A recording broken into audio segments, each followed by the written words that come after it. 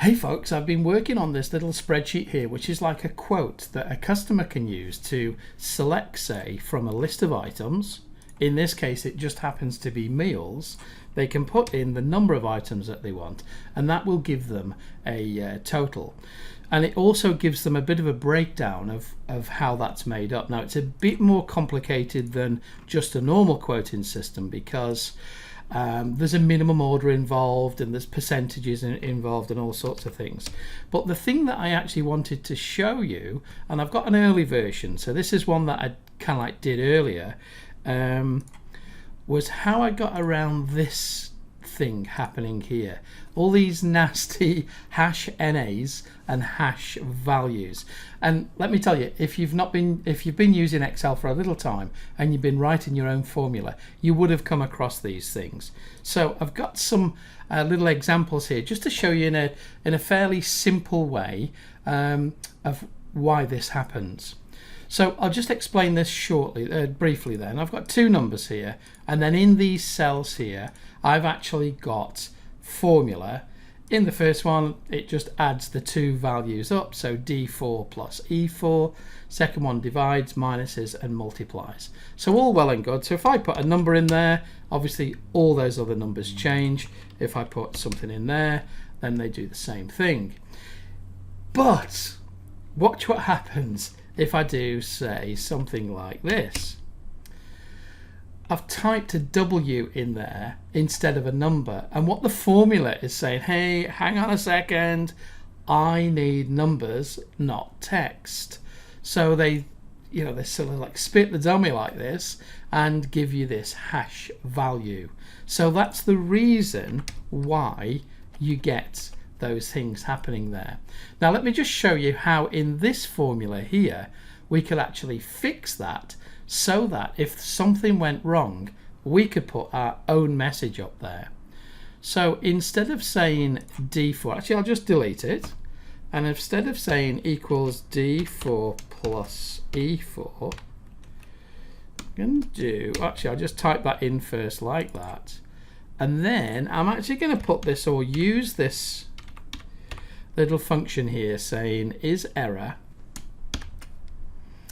Okay, so what this little function does, it allows me to say, actually I'll tell you what, I'll just do the whole thing first and I'll just stop prattling on because I can't talk and type.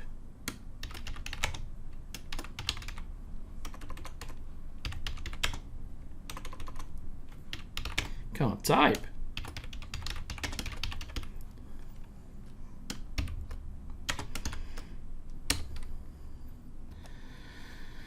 Okay, is there a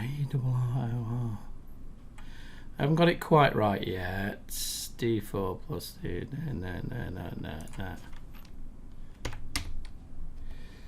It's way too brave. Way too brave. Is error. Just let me look at my solution. I'm going to cheat. If error, not is error. If error. Ooh. Okay. Right. So what I've simply done, instead of saying equals D4 plus E4, I've encapsulated that calculation in a function called if error. And what this if error function does, it simply says, hey, if all is great, then just add D4 to E4 and show me the result. If for some reason that goes wrong, punch in this or do this. So if I put in a W now, and I made that, tell you what, I'll just go and make these a little bit smaller.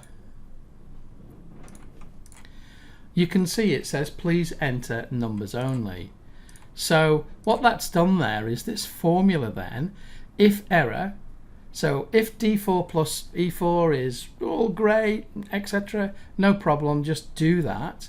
Alternatively, after the comma, it says please enter numbers only if somebody comes along and does something wrong here, i.e. enters something other than a number.